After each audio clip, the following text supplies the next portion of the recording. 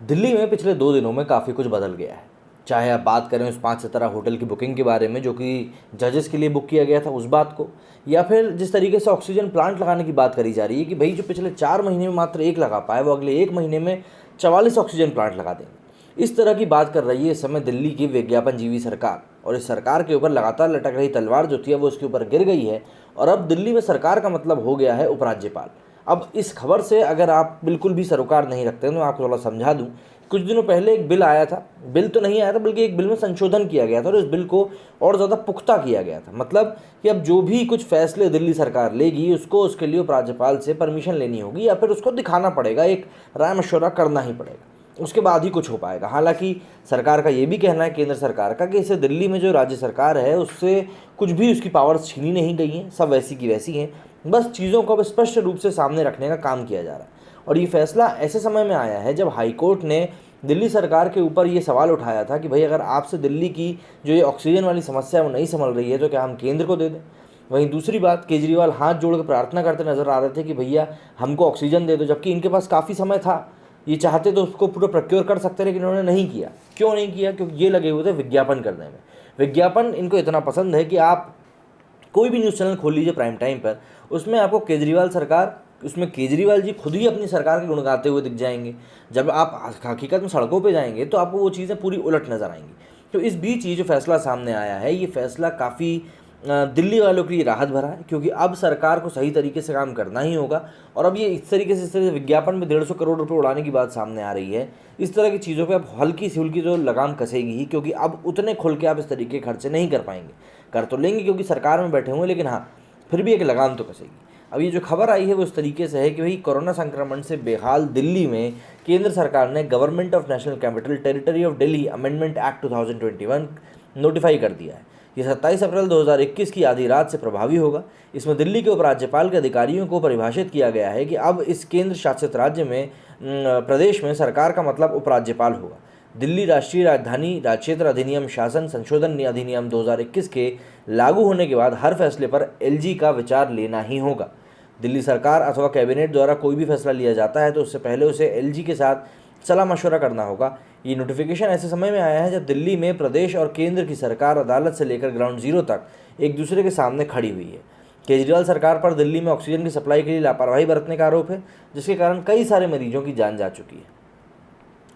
इस अधिनियम में जीएनसीटी ऑफ दिल्ली एक्ट 1991 को फिर से परिभाषित किया गया है, जिसके हिसाब से चुनी हुई सरकार और एलजी की शक्तियों को फिर से परिभाषित किया गया है।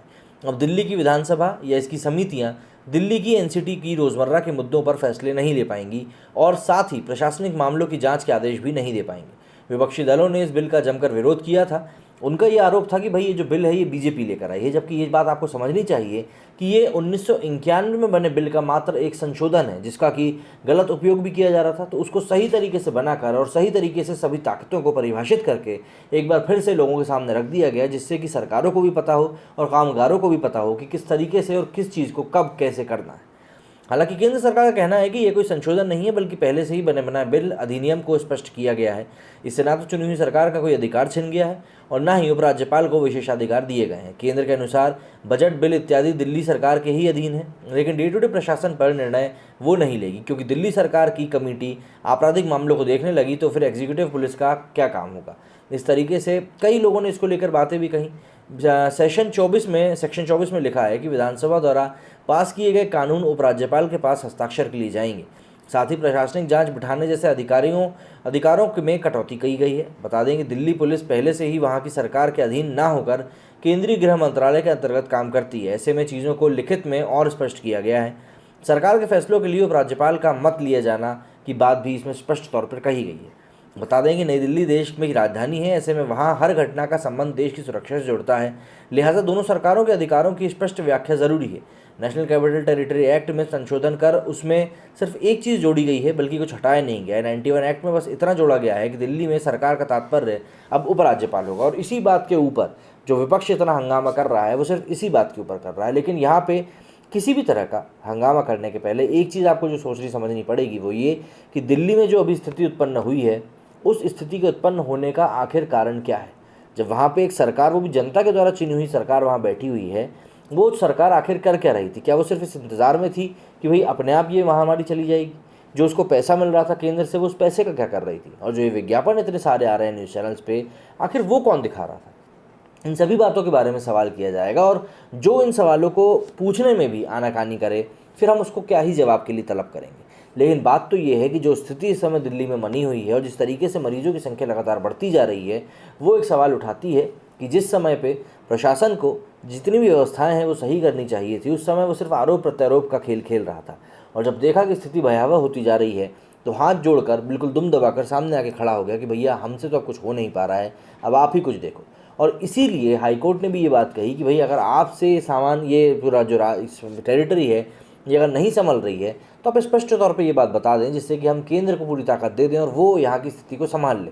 एक तरफ तो आप ये कहते हैं कि भाई हम सब कर लेंगे, हम सब कर लेंगे, वहीं दूसरी तरफ ये दिखता है कि भाई आप क्या कर रहे हो। एक तरफ आप कहते हो कि हम वीआईपी कल्चर ख़त्म करने की बात कर रहे हैं, वहीं ये पता चलता है कि आप 5 सितारा होटल बुक कर रहे हो, वो भी सिर्फ कुछ आला अधिकारियों के लिए।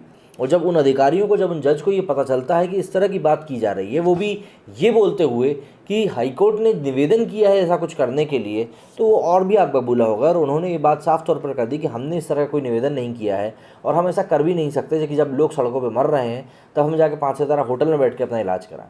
ये बातें स्पष्ट हो गई। और इस बात से एक बात और स्पष्ट हो गई कि केजरीवाल ने यहाँ पे कहीं ना कहीं लल्लो चप्पू करते हुए रिश्वत खिलाने की कोशिश करी थी, जो कि डायरेक्ट ना सही इनडायरेक्ट थी। जाहिर सी बात है, यहाँ पे जो अधिकारी थे उनकी फैमिली की बात करी जा रही थी, ठहरने की, पूरा इंतजाम वहाँ पे किया जा रहा था, खाने पीने का।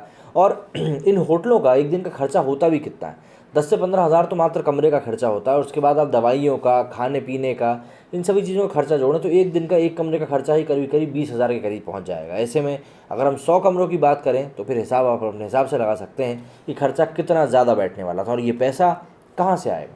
ये पैसा आएगा दिल्ली से, जो लोगों को टैक्स वसूला जा रहा है, वो टैक्स पेयर्स का पैसा है, जो कि यहाँ पे बर्बाद होने वाला था, जो कि चाहे तो इस महामारी से लड़ने में खर्च किया जा सकता था, लेकिन वो तो हम रोने का काम कर रहे थे। और रोते रोते केजरीवाल ने पूरा टाइम निकाल दिया, लेकिन प्रोक्योरमेंट किसी भी चीज़ का नहीं कर पाई। इवन जब ऑक्सीजन देने की बात आई, तब उन्होंने टैंकर्स के लिए वहाँ पर विज्ञापन निकालने कि भैया हमको टैंकर्स की आवश्यकता है। तो इस तरीके से अगर सरकार कोई काम करती है, तो जो ये निर्णय सामने आया है वहाँ पे उपराज्यपाल को सरकार बनाने का, ऐसे में वो नतीजा कहीं से कहीं तक भी गलत नहीं लगता।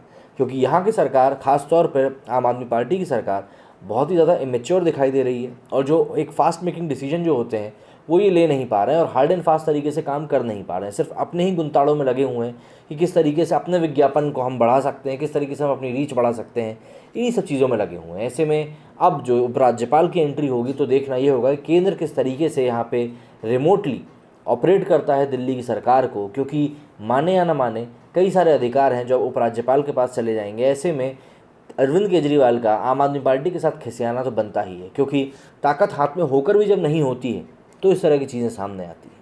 मेरे इस वीडियो में फिलहाल इतना ही। जय हिंद, जय भारत।